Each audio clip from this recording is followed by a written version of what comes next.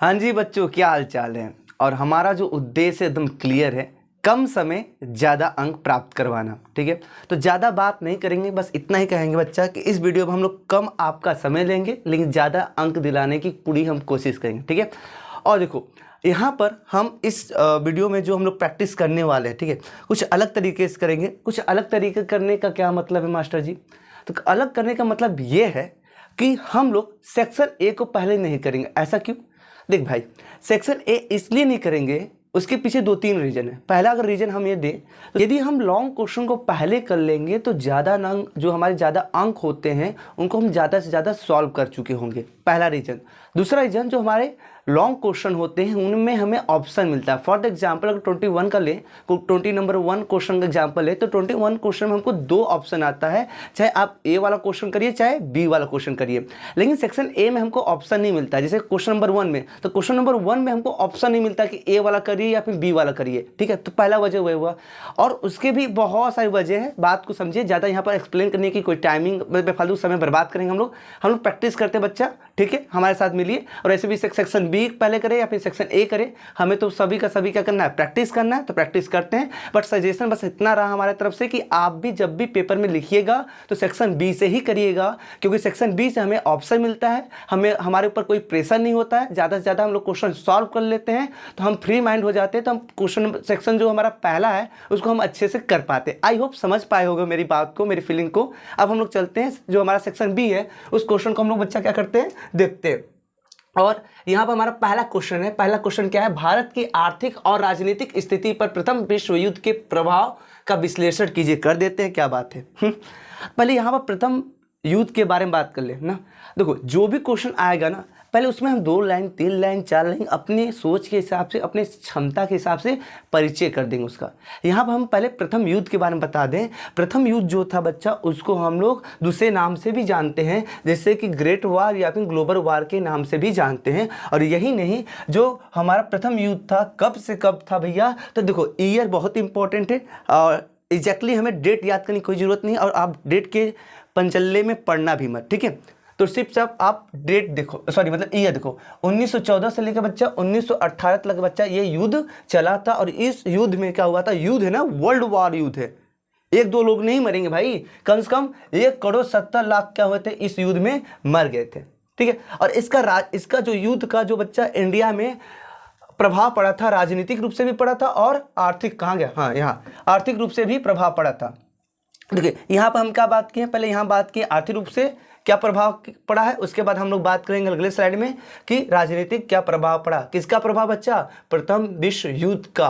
किसके ऊपर? भारत के आर्थिक और राजनीतिक के ऊपर। ठीक है, तो यहाँ पर है बच्चा, भारत की आर्थिक स्थिति पर प्रभाव क्या पड़ा। एक बात बताओ, घर में थोड़ा सा भी लड़ाई हो जाता है, मान लो भाई और बहन में लड़ाई हो गया, तो तुरंत क्या होता है, जो भी घर में सामान है, बेलना, हाँ, कप, चाय, ये सब क्या करते हैं, एक दूसरे को फेंक देते हैं, जिसकी वजह से हजारों का नुकसान 1 मिनट में हो जाता है। यहाँ पर वर्ल्ड वार हो रहा है, मिसाइलें की ज़रूरत है ना, गोली बारूद की ज़रूरत है। तो बहुत ज़्यादा क्या हो रहा था बच्चा, जो रक्षा व्यय है वो बहुत ज़्यादा क्या हो रहा था, इसमें खर्चा बहुत ज़्यादा हो रहा था। अब जब खर्चा बहुत ज़्यादा हो रहा था तो उस दौरान आपको पता है, नहीं पता हम बता रहे हैं, जब फर्स्ट वार हो रहा था तो ब्रिटेन भी शामिल था। और ब्रिटेन हम लोग पर क्या किया था, हम लोग को गुलाम बनाया था। तो हम लोग को ही प्रभाव पड़ेगा ना भाई, बिल्कुल पड़ेगा। देखो जब क्या हुआ, रक्षा खर्च बहुत ज़्यादा बढ़ने लगा, तो उसके भरपाई के लिए क्या किया गया, हमारे ऊपर, हम लोग के ऊपर क्या किया गया, जो कर थे ना अच्छा, उस कर में वृद्धि कर दी गई। अच्छा जी, हाँ जी। और दूसरा वजह क्या है, जो शुल्क था, कौन सा शुल्क, सीमा शुल्क, जो ट्रेड बैरियर था, इसमें भी वृद्धि कर दिया गया। अब बहुत सारे क्या हुआ बच्चा ना, आर्थिक कैसे असर पड़ा, वही हम लोग बात चर्चा कर रहे हैं कि इस दौरान बहुत ऐसे भारत में हिस्से थे जहां पर फसल ही खराब हो गए थे। कहोगे ये तो प्राकृतिक था, तो इससे क्या मतलब है? मतलब है आपको 2 मिनट बाद ही तुरंत पता चल जाएगा। ठीक है, तो इसी समय, किस समय बच्चा, जब विश्व युद्ध हो रहा था, तो उस दौरान क्या होता है, बहुत जगह पर फसल खराब हो जाता है, जिसके वजह से क्या होता है, जो खाने पीने की सामान बच्चा, उसमें क्या आ जाता है, कमी आ जाता है। तो इस तरीके से आप देख सकते हो कि आर्थिक प्रभाव पड़ा। राजनीतिक प्रभाव कैसे पड़ा बच्चा, तो देखते हैं। राजनीतिक प्रभाव इस तरीके से पड़ा कि जो हमारा उस समय कांग्रेस अधिवेशन हो रहा था उसको 6 साल के लिए क्या कर दिया गया, बंद कर दिया गया। भारतीय राष्ट्रीय कांग्रेस की राजनीतिक गतिविधियों पर क्या किया गया बच्चा, 6 साल के लिए रोक लगा दिया गया। और किस तरीके से बच्चा देखने को मिला कि बहुत से ऐसे रियासतें थी, रियासत का मतलब मास्टर जी इस समय राज्य कहते हैं, उस समय क्या बोलते थे, रियासत बोलते थे। हाँ जी बिल्कुल सही, ठीक है। तो बहुत से ऐसे रियासत थे ना जो क्या किए, ब्रिटिश शासन के क्या किए बच्चा, खिलाफ विद्रोह किए। तो ये राजनीति आ रहा है बच्चा यहाँ पर, ठीक है। और भारत में बच्चा जो लोग थे उनके अंदर बहुत ज़्यादा असंतोष की जिज्ञासा जो था बच्चा, वो क्या हो रहा था, उभर रहा था ना। उनके अंदर असंतोष चीज़ें क्या हो रही थी, बहुत ज़्यादा बढ़ रही थी, जिसके वजह से क्या होता है, राष्ट्रवाद और स्वतंत्रता की जो चेतना है बच्चा वो बढ़ रही थी। मतलब कहने का मतलब कि जो भारतीय लोग थे उनके अंदर बच्चा ब्रिटिश के ऊपर वो क्या करते थे, बिलीव नहीं कर रहे थे। जब बिलीव उनके ऊपर नहीं कर रहे थे तो क्या होने लगा, युद्ध होने लगा। उसकी वजह से क्या हुआ, राष्ट्रवाद और बोल सकते हो कि स्वतंत्रता की भावना लोगों में जागने लगी। और चौथा पॉइंट ये है कि वर्ल्ड वार चल रहा था तो जो गांव के युवक थे उनको जबरन क्या किया जा रहा था, भर्ती किया जा रहा था, जिसकी वजह से जो ग्रामीण इलाके के लोग थे बच्चा उनमें बहुत ज़्यादा रोष मतलब बहुत ज़्यादा उनके अंदर क्या था, गुस्सा था। तो इस तरीके से बच्चा हमने देखा कि ये क्या है, हमारा राजनीतिक प्रभाव है। कहाँ पड़ा, भारत में पड़ा। चलिए अगले क्वेश्चन की तरफ चलते बच्चा, ठीक है। और एक पॉइंट ये देखिए ना, यहाँ पर क्या हुआ, जब ग्रामीण इलाके के लोग को कहाँ भेज दिए, सेना में भर्ती भेज दिए, जा युद्ध लड़ा। भाई गांव के लोग ही क्या करते हैं, फसल तैयार करते हैं ना। जब इनको ही भेज देंगे युद्ध पर तो फसल कौन तैयार करेगा। तो देखो इसी वजह से यहाँ पर हम बोले थे, बाद में आपको पता चलेगा क्या हुआ था, वर्ल्ड वार की वजह से ही फसल खराब हो गया था, ठीक है। और देखो चीज़ें तो हमें पता है लेकिन हम बताना नहीं चाह रहे क्योंकि हमारे पास समय नहीं। आप उतना ही पढ़िए, उतना ही ज्ञान लीजिए जितना आपको पेपर के लिए अनिवार्य है, ठीक है, बिल्कुल ठीक है। अगले क्वेश्चन की तरफ चलते हैं। अगला क्वेश्चन बच्चा, प्रौद्योगिकी मतलब टेक्नोलॉजी ने किस प्रकार वैश्वीकरण, देखो अब हम बोले थे जो भी चीज़ आएगा आपके पेपर में, जो मेन हमारा हेडिंग होगा जिसके बारे में हमसे पूछा जा रहा है उसको परिचय कर दो, उसको उसके बारे में थोड़ा बता दो आप। यहाँ हमसे बोला कि जो टेक्नोलॉजी होता है, प्रौद्योगिकी होता है, वो किस प्रकार से वैश्वीकरण की प्रक्रिया को क्या करता है, बढ़ाता है। तो यहाँ पर पहले हम जो हमारा वैश्वीकरण है उसको समझ लेते हैं ना, तब अच्छे से हमको टॉपिक समझ में आएगा। वैश्वीकरण का मतलब ये होता है कि ये है क्या बच्चे, एक ऐसा प्रक्रिया है जिसमें क्या होते हैं, बहुत सारे देश आपस में क्या होते हैं, मिलजुल कर रहते हैं, आपस में क्या करते हैं, मिलजुल कर एक बच्चा एक संबंध बनाकर क्या करते हैं, कार्य करते हैं। इनके बीच की जो दूरियां होती है वो बच्चा वो क्या होती है, घट जाती है। इसी प्रक्रिया को हम लोग क्या बोलते हैं, वैश्वीकरण, ग्लोबलाइजेशन, ठीक है, ओके बच्चा। यह एक ऐसी प्रक्रिया है जिसके द्वारा पूरे विश्व के लोग, वही बात बोले बच्चा, एक साथ मिलकर क्या करते हैं, कार्य करते हैं और एक समाज बनाते हैं। विभिन्न देशों के बीच में क्या होता है बच्चा, परस्पर संबंध होता है। और क्या होता है बच्चा, तीव्र एकीकरण। तीव्र एकीकरण का मतलब क्या होता है, आपस में मिलकर काम करते हैं और इनके बीच में क्या होता है, बहुत जल्दी क्या होता है बच्चा, एक बॉन्ड बनता है और एक साथ मिलकर क्या करते हैं, रहने लगते हैं, ठीक। मतलब एक दूसरे से, सभी देश क्या होते हैं, एक दूसरे से क्या होते हैं, जुड़ जाते हैं इस प्रक्रिया के थ्रू। अब जो टेक्नोलॉजी था इस वैश्वीकरण में किस तरीके से बच्चा इस प्रक्रिया को कैसे बढ़ाया। देखो क्या पहले फोन था, इंटरनेट था ना मास्टर जी, ना था। तो उस जमाने में क्या कोई भी टीचर एक स्थान से करोड़ों बच्चों को पढ़ा सकता था, ना, बिल्कुल नहीं ना। लेकिन ये हो पाया है, आज संभव है, बिल्कुल संभव है। तो कहने का ले दे का मतलब है कि सुनो, कहने का मतलब बच्चा कि किस प्रकार से जो टेक्नोलॉजी है वैश्वीकरण की प्रक्रिया को बढ़ा दिया। तो जो टेक्नोलॉजी किसमें, जो संचार होता है, जो कम्युनिकेशन होता है, इसमें बहुत ज़्यादा सुधार ला दिया, जिसकी वजह से वैश्वीकरण की प्रक्रिया क्या होगी बच्चा, तेजी हो गई ना। जैसे अगर हम बात करें internet, mobile phone, email, mail, इनके थ्रू क्या हो गया कि आज की दुनिया में जो लोग हैं वो बहुत जल्दी क्या हो रहे हैं, एक दूसरे से बच्चा मिल पा रहे हैं। जब बहुत जल्दी आपस में मिल पाएंगे तो क्या करेंगे, आपस में जल्दी परस्पर कार्य कर पाएंगे और एक संबंध बना पाएंगे अच्छे से। यही तो हमारा था बच्चा वैश्वीकरण। मानते हो मेरी बात को, ठीक है, मानते हो तो चलिए देखते। बोला जा रहा है कि संचार प्रौद्योगिकी में सुधार लाया। इसकी वजह से क्या हुआ बच्चा, जो प्रौद्योगिकी था वो वैश्वीकरण की प्रक्रिया को क्या कर दिया, बढ़ा दिया। एग्जाम्पल यहाँ पर दिया गया, inter, mobile, phone, email, mail जैसे ये जो संसाधन है वो क्या किए हैं, दुनिया भर के लोगों को क्या किया, आपस में जोड़ दिया। ठीक है, और इनके थ्रू इंटरनेट, मोबाइल के थ्रू जो लोग हैं ना वो क्या कर रहे हैं बच्चा, एक ही जगह से ना, एक ही स्थान पर रहकर हजारों लोग के साथ क्या कर रहे हैं, एक टाइम पर ही क्या कर रहे हैं, जुड़ पा रहे हैं। वही दूसरा लाइन बोला होगा बच्चा, देखिए, इनके जरिए लोगों की किसी भी जगह से जुड़ सकते हैं। जैसे आप पता नहीं किस जगह हो, इंटरनेट मोबाइल के थ्रू हमसे जुड़ चुके हो, और भी दूसरा बच्चा होगा इंटरनेट मोबाइल के थ्रू मुझसे जुड़ चुका होगा। तो आप किसी भी जगह हो, अब इस माध्यम से, किस माध्यम से, इंटरनेट, मोबाइल, ईमेल, जीमेल, इन माध्यम से आप किसी भी व्यक्ति से कहीं भी रहकर आप क्या हो सकते हो, जुड़ सकते हो। और ये पॉसिबल किसके वजह से हुआ है, टेक्नोलॉजी की वजह से ही हुआ है।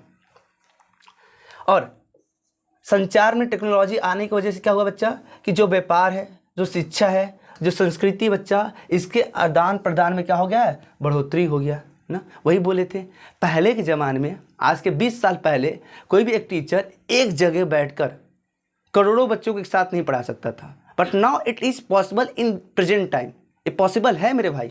और कब हुआ, कैसे हुआ, जब टेक्नोलॉजी आया है, किसमें, संचार में आया, तब हो पाया है। ठीक है, अब दूसरा पॉइंट इसमें बताया बच्चा ना, क्योंकि हमसे क्या पूछा था, किन्हीं दो कारकों की व्याख्या कीजिए, तो हम दो कारक बता रहे, एक कारक ये रहा, दूसरा कारक ये रहा।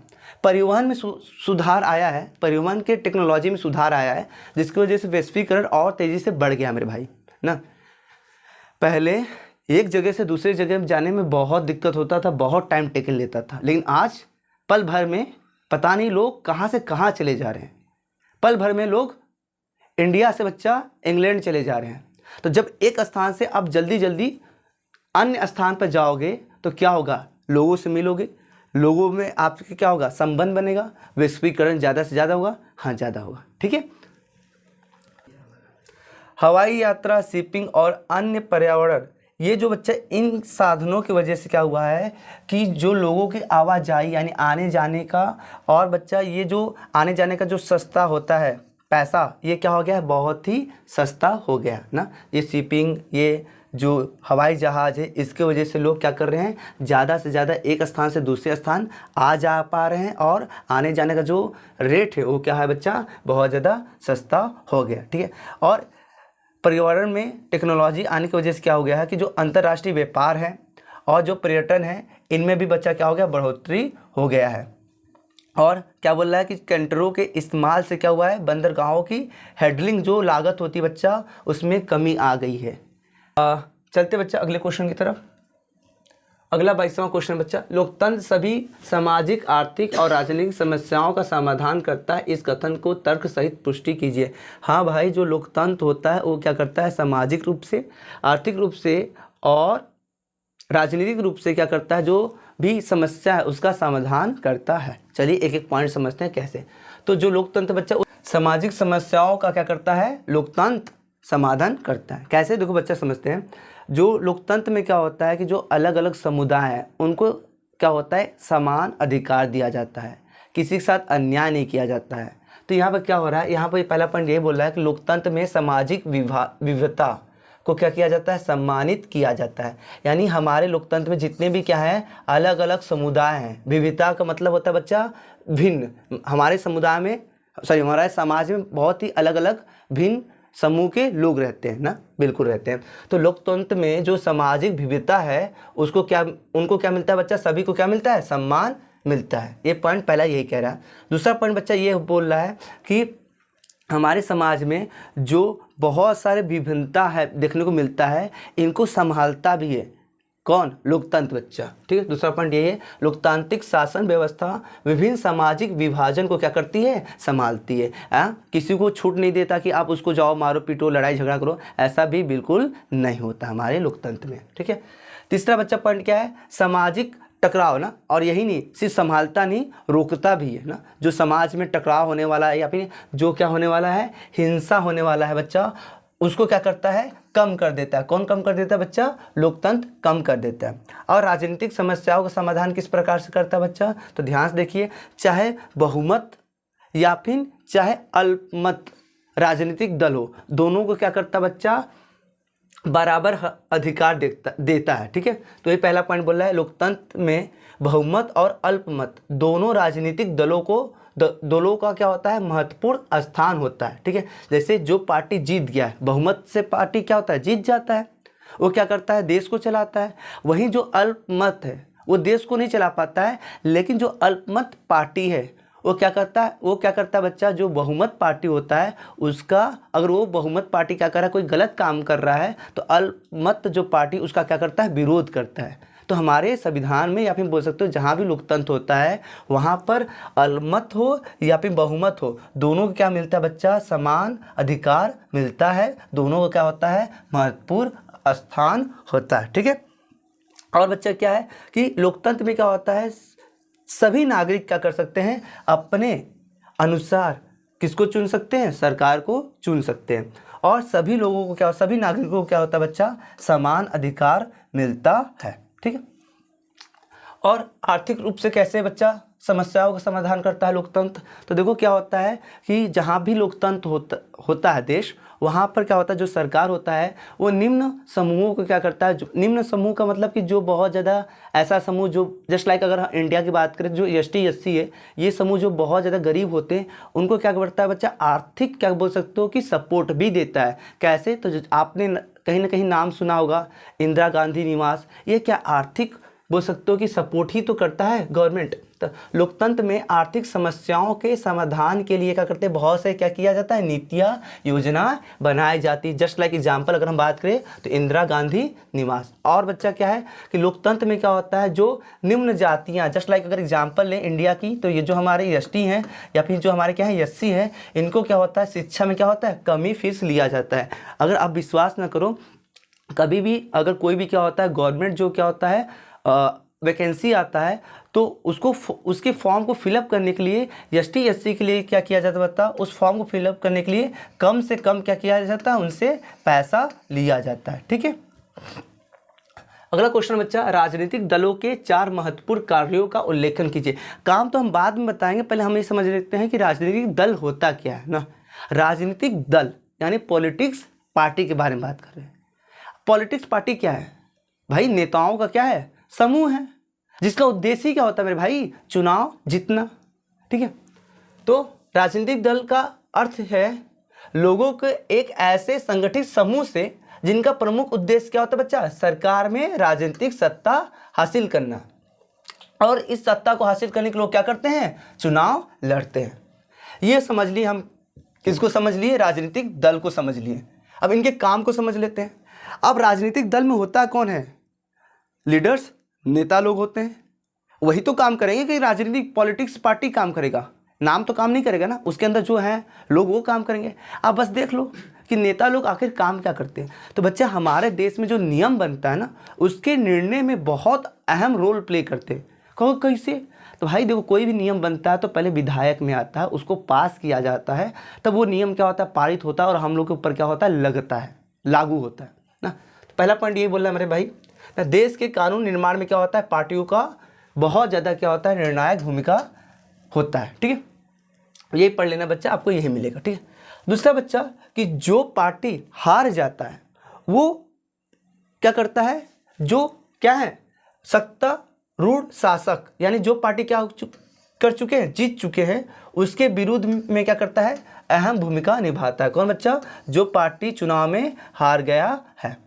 और देखो तीसरा पॉइंट क्या कह रहा है, तीसरा पॉइंट बच्चा ऐसे समझो कि पॉलिटिक्स पार्टी जो होते हैं वही तो क्या करते हैं, हमारे सामने अच्छे जो ऑफ़र होता है वो लेकर आते हैं, और जो जनता होता है जिसको जैसा ऑफ़र चाहिए चाहता है वो अपने मनपसंद ऑफ़र को क्या करता है, चुनता है। तीसरा पॉइंट क्या कर रहा है बच्चा, तीसरा पॉइंट ये कह रहा है, ऐसे समझिए, तीसरा पॉइंट समझने के लिए बच्चा इस तरीके से समझिए, जो हमारे पॉलिटिक्स पार्टी होते हैं वो क्या करते हैं, जनता को ऑफ़र देते हैं, अपनी बोल सकते हो कि प्लान बताते हैं, और जनता अपने अनुसार प्लान को क्या करता है, चुनता है, और उस पार्टी को भी क्या करता है, चुनता है जो उसको पसंद होता है। किसको, जनता को जो पार्टी पसंद होता है उस पार्टी को क्या करता है, चुनता है। ठीक है, देखो दलों द्वारा क्या किया जाता है बच्चा, अपनी अलग अलग नीतियों एवं कार्यक्रमों को क्या करते हैं, मतदाता यानी लोगों को मतलब जो लोग होते हैं, जनता होते हैं, उनके सामने क्या करते हैं, रखते हैं। और जो मतदाता होते हैं, जो लोग होते हैं, क्या करते हैं, अपने मनपसंद की नीतियों को, कार्यक्रमों को क्या करते हैं, चुनते हैं। ठीक है। और जो चौथा, एक मिनट ना, चौथा पॉइंट क्या है इसमें बच्चा, चौथा पॉइंट ये है कि जो राजनीतिक दल है वो जनमत में भी क्या करता है, निर्माण करने के लिए अहम भूमिका निभाता है। वो क्या करता है, मुद्दों को उठाता है, मुद्दों पर क्या करते हैं, बहस करते हैं। और कभी कभी तो ये हो जाता है कि जो राजनीतिक दल है वो क्या करता है बच्चा, आंदोलन भी करने लगता है। ठीक है, समस्याओं को लेकर क्या करने लगता है, आंदोलन भी करने लगता है। अगले क्वेश्चन पर चलते हैं बच्चा। अगला क्वेश्चन क्या बोला, एक संसाधन के रूप में मिट्टी के महत्व का उल्लेख कीजिए। कर देंगे, कोई दिक्कत नहीं। भारत में पाई जाने वाली किन्हीं, वैसे तो भारत में पाए जाने वाले बहुत सारे अनेक मिट्टियाँ हैं, बट यहाँ पर हमको बोल सकते हो कि आदेश दिया जा रहा है, उसी का पालन करते हुए सिर्फ हम लोग 2 ही मिट्टियों के बारे में वर्णन करेंगे जी। ठीक है, जो मिट्टी बच्चा एक क्या है, महत्वपूर्ण संसाधन है, बिल्कुल है। उसके बाद बच्चा जो कैसे है तो भाई कैसे है, सुनिए ऐसे है कि जो मिट्टी होता है वही तो पौधों को क्या करता है, पोषण प्रदान करता है। बिल्कुल बिल्कुल।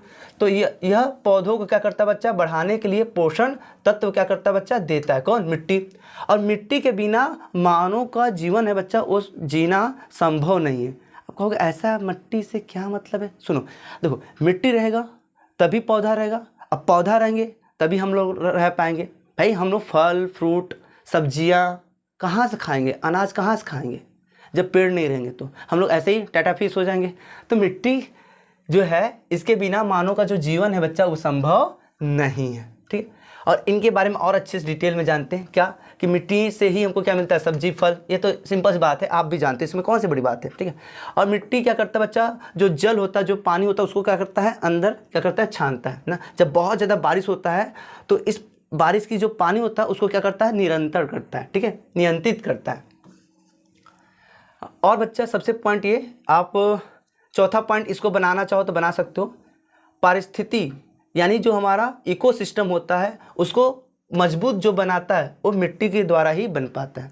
फिर ये नहीं समझ में आएगा सर इकोसिस्टम और मिट्टी से क्या रिश्ता है।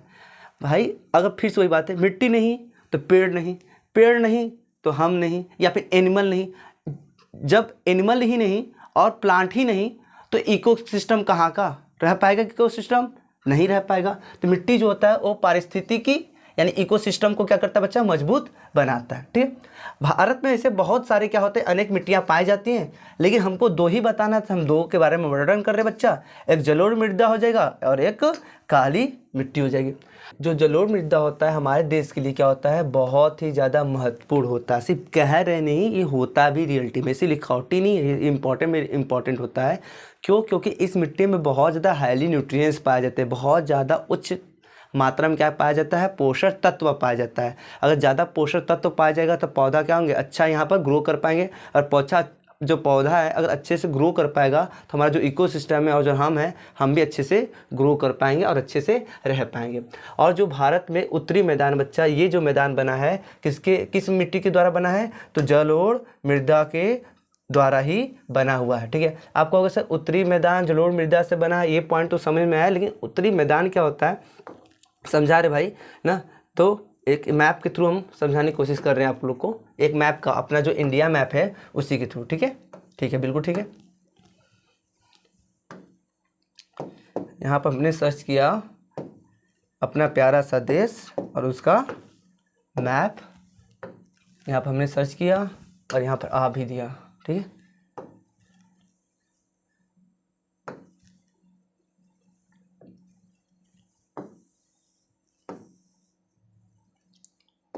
बच्चा यहाँ पर आप जो देख रहे हो, क्या देख रहे हो, ये जो इलाका जो हम सर्कल कर रहे हैं ना, इसी इलाके को क्या बोलते हैं, उत्तरी मैदान कहते हैं। ठीक है, उत्तर मतलब नॉर्थ साइड में, और इसको क्या बोलते हैं बच्चा, उत्तरी मैदान। यानी हल्का राजस्थान, उत्तर प्रदेश और मध्य प्रदेश हो गया, बिहार, झारखंड, इसी इलाके को हम लोग क्या बोलते हैं, उत्तरी मैदान कहते हैं। जो हम अभी रंग रहे हैं ना भारत में इलाका, इसको ही क्या बोलते हैं, उत्तरी मैदान कहते हैं। इधर की जो आपको ज़मीन दिखाई देगा वो जलोढ़ मृदा से ही बना हुआ है। ठीक है, और जो जलोढ़ मृदा होता है बच्चा, ये मिट्टी कैसे बनता है, अभी आपको अगला पॉइंट में समझ में आएगा कि जो जलोढ़ मृदा होता है वो नदियों के बहाव से ही बनता है। तो जहाँ जहाँ आपको नदी का बहाव दिखाई देगा, कहाँ दिखाई देगा, तो उत्तराखंड से आपको पता है क्या होता है बच्चा, आपका गंगा नदी क्या होता है, निकलते हुए इधर आता है और इधर खाई में गिर जाता है। यानी कि गंगा नदी हो गया आपका, जो क्या हुआ है ब्रह्मपुत्र नदी है, ठीक है। इन्हीं नदियों के बहाव से क्या है, ये जलोढ़ मृदा बना हुआ है, जो कि हमारा कौन सा है, पॉइंट नंबर 3 है, ठीक है। यह मृदा यानी जो जलोढ़ मृदा है, सिंधु, गंगा, ब्रह्मपुत्र नदियों के द्वारा क्या बच्चा लाए गए मिट्टियों से क्या होता है, निक्षेपों से क्या होता है, बना हुआ रहता है। इस मिट्टियों में बच्चा हम बताएं बहुत ज़्यादा ये क्या होता है, मिट्टी इंपॉर्टेंट होता है क्योंकि इसमें हाईली क्या पाए जाते हैं, न्यूट्रिएंट्स पाए जाते हैं। जस्ट लाइक कौन, पोटास हो गया, चूना हो गया, फास्फोरस हो गया, ये सब चीज़ पाया जाता है। लेकिन इसमें क्या नहीं पाया जाता है, तो नाइट्रोजन और बच्चा क्या नहीं पाया जाता है, जीवांशों का कमी इसमें होता है, पाया जाता है लेकिन बहुत ही कम पाया जाता है, ना के बराबर पाया जाता है, ठीक है। अब काली मिट्टी के बारे में बात कर लेते हैं। तो काली मिट्टी की रंग कैसी होगी, काली होगी। तो पहला पॉइंट ये एकदम सिंपल हो गया कि इसका रंग जो होता है कैसा होता है, काला होता है। और जो ये सबसे बोल सकते हो कि किस फसल के लिए काली मिट्टी बहुत अच्छा होता है, तो जो कपास होता है ना फसल, उसके लिए ये मिट्टी जो होती है बच्चा बहुत ही अच्छी मानी जाती है। यहाँ काली मिट्टी में जो कपास की खेती होती है बच्चा बहुत ही अच्छे तरीके से होता है। और काली मिट्टी आपको पता ही किस राज्य में बहुत ज़्यादा पाया जाता है, मध्य प्रदेश। उसके बाद किस में पाया जाता है, सॉरी गलत बोल दिए, जो काली मिट्टी होती है सबसे ज़्यादा किस में पाया जाता है, महाराष्ट्र में पाया जाता है। फिर उसके बाद बच्चा मध्य प्रदेश, छत्तीसगढ़ में पाया जाता है ना। तो ये जो मिट्टी होता है महाराष्ट्र, मध्य प्रदेश, छत्तीसगढ़ में क्या होता है, पाया जाता है। अब इस मिट्टी का अगर हम पूछे निर्माण कैसे होता है, तो जो ज्वालामुखी से बच्चा निकला हुआ जो लौ नहीं बच्चा, लावा, ठीक है, लावा ना, जो ज्वालामुखी से बच्चा क्या निकलता है, जो लावा निकलता है, उसी लावा से क्या होता है, ये मिट्टी बनता है। और इस मिट्टी की खासियत क्या होता है कि ये जो नमी होता है उसको धारण करने में सक्षम होता है। यानी बोल सकते हो कि पानी सूखने में जो मिट्टी होता है बच्चा बहुत ही अच्छा होता है, ठीक है।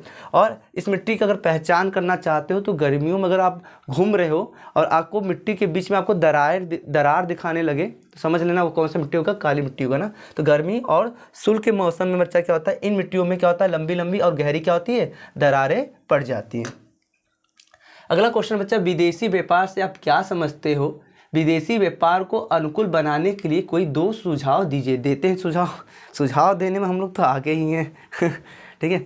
तो हमसे पूछा कि विदेशी व्यापार क्या होता है। देखो कोई मतलब सिंपल सी बात है, किसी भी वस्तु का लेन देन 2 या फिर 2 से अधिक देशों के बीच में हो रहा है तो वहाँ पर जो व्यापार हो रहा है, कौन सा व्यापार हो रहा है बच्चा, विदेशी व्यापार हो रहा है। या फिर बोल सकते हो, हाँ बिल्कुल बोल सकते हो विदेशी व्यापार हो रहा है ना। तो विदेशी व्यापार से तात्पर्य क्या होता है, 2 या 2 से अधिक देशों में के बीच में क्या वस्तुओं का क्या हो रहा है, आदान प्रदान हो रहा है, तो उसको ही क्या बोलते हैं, विदेशी व्यापार कहते हैं।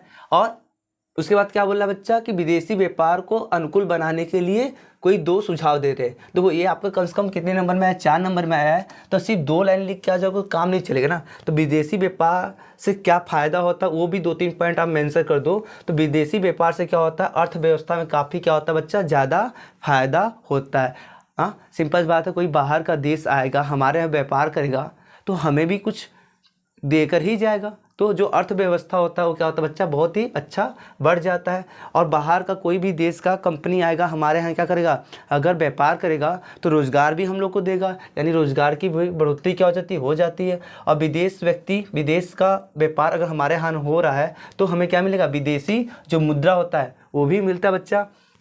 और विदेशी व्यापार से क्या होता है, देश का जो संसाधन है उसका अच्छे तरीके से क्या होता है, इस्तेमाल यूज हो पाता है। इसको अनुकूल बनाने के लिए सिंपल सा अगर हमसे 2 फंडा पूछ रहा है, सिर्फ 2 ही सुझाव मांग रहा है, तो पहला सुझाव आप ये बता दीजिए कि जो नियम है, जो कानून है, उसको थोड़ा सा हम लोग क्या करते हैं, सरल बना दें ना। जो बाहर से व्यक्ति आए हैं व्यापार करने के लिए, अगर बहुत ज़्यादा कड़क नियम बना देंगे तो नियमों में ही फंसे रह जाएंगे। व्यापार कब करेंगे मेरे भाई व्यापार करने कर अच्छे से पाएंगे ही नहीं, तो जो विदेशी व्यापार है बच्चा वो अच्छे से नहीं हो पाएगा। दूसरा कि जो कर लग रहा है वो कर को क्या कर दिया जाए, कम कर दिया जाए ना। और एक पॉइंट और हम बता दिए कि जो विदेशी व्यापार है उसको क्या करें हम लोग बच्चा, उसका प्रोत्साहन करें, उसका एडवर्टीजमेंट करें, बिल्कुल करें।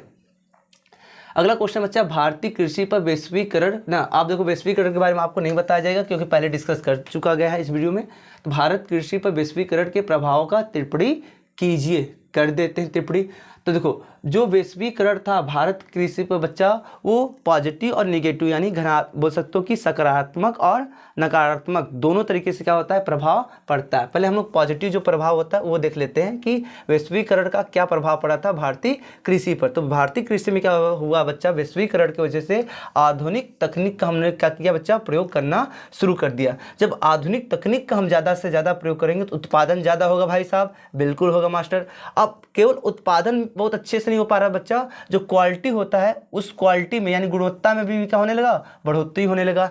अगर आपका उत्पादन बहुत अच्छा से हो रहा है ना, कृषि का ना जो फसल का है बच्चा, वैश्वीकरण की वजह से कृषि में उत्पादन बहुत अच्छा से हो रहा है, जो गुणवत्ता होता है वो बहुत अच्छा बढ़ गया। तो जो विदेशी व्यापार रहेगा, किसका विदेशी बच्चा, भारतीय कृषि के उत्पादों का जो विदेशी व्यापार रहेगा वो भी बढ़ जाएगा, बिल्कुल बढ़ जाएगा बच्चा। और वैश्वीकरण की वजह से जो कृषि में हमने क्या करना है बच्चा, मशीन का ज़्यादा से ज़्यादा प्रयोग करने लगे, ठीक है।